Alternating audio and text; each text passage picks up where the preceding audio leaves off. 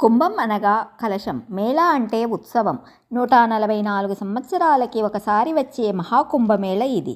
గంగా, యమున, సరస్వతి నదులు కలిసిన త్రివేణి సంగమం అయిన ప్రయాగ్రాజ్లో జరుగుతుంది ఇప్పుడు. కుంభమేళ వెనుక ఉన్న కథ ఏంటి అంటే, క్షీరసాగర మదనంలో అమృత కలశం దొరుకుతుంది.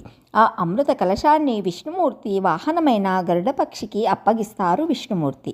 గరుడపక్షి 12 రోజులు ఆ అమృత కలశాన్ని పట్టుకొని భూ ప్రాంగణమంతా తిరుగుతూ ఉండగా 4 చోట్ల అమృత బిందువులు పడతాయి.